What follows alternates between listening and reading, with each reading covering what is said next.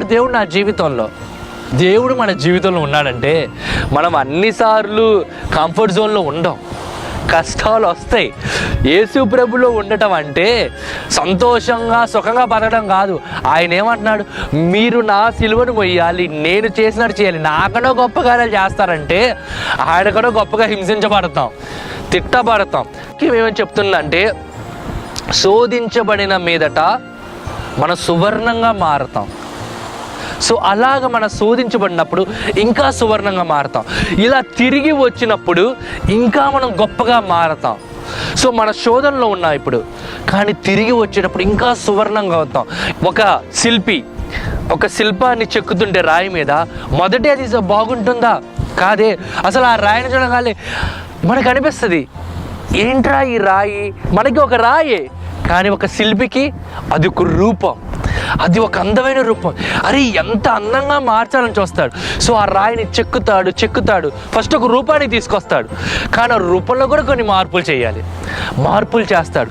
మార్పులు చేసిన తర్వాత కూడా ఇంకా అద్భుతం, ఇంకా అందం, ఏదో ఒక లోపం అని చేసి దాన్ని ఇంకా అందంగా చూపించాలి జనాలకని చేస్తాడు.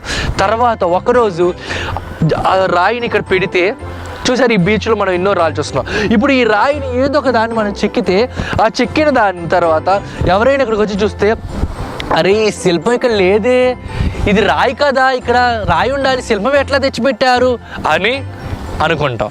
కానీ అక్కడ ముఖ్యమైన విషయం ఏంటో తెలుసా? అక్కడ శిల్పం ఉన్నది రాయి నుండి, రాయినే శిల్పంగా చేశారు ఆ శిల్పి. ఇక్కడ మన ప్రతి వ్యక్తి జీవితంలో శిల్పంగా మారటానికే దేవుడు మనల్ని నిలబెడుతున్నాడు. కానీ మనమేం చేస్తున్నామంటే చెక్కడానికి అవకాశం ఇవ్వట్లా. ఆయన చెక్కడానికి అన్నీ తీసుకొచ్చాడు సామాన్లు, కానీ మనమేం చేస్తున్నామంటే నేను రాయిగానే మిగిలిపోతాను, శిల్పంగా మారను, 10 మందికి ఉపయోగపడను, అందంగా కనపడను, ఆయన రాజ్యానికి నేను ఉపయోగపడను, ఆయన రాజ్య స్థాపన కోసం నేను నిలబడను అని మనం ఆగిపోతున్నాం. ఇక రాయిలా ఉంటే మనల్ని ఎవరు గుర్తిస్తారు? దేవుడు మనల్ని రాళ్ళగా ఉండటానికి కాదు కదా ఇక్కడ పుట్టించింది, ఇక్కడ నిలబెట్టింది. ఈరోజు నన్ను ఒక శిల్పంగా మార్చాడు ఆయన కోసం. ఈరోజు మిమ్మల్ని ఒక శిల్పంగా మారుస్తున్నాడు, మార్చాలనుకుంటున్నాడు. అది మీరు మారాలనుకుంటే, ఎందుకంటే ఆయనైతే సిద్ధంగానే ఉన్నాడు కదా. ఈరోజు నా వల్ల మీరు ఉపయోగపడుతున్నారు. ఈ వాక్యం మీ హృదయాన్ని తాకుతుంది, ఈ వాక్యం మీ జీవితాలకి ఒక ఆదరణగా మారుతుంది. అలాగా మనం ఇప్పుడు తిరిగి వచ్చేటప్పుడు ఒక శిల్పంగా మారాలి, ఒక శిల్పంలో కనపడాలి.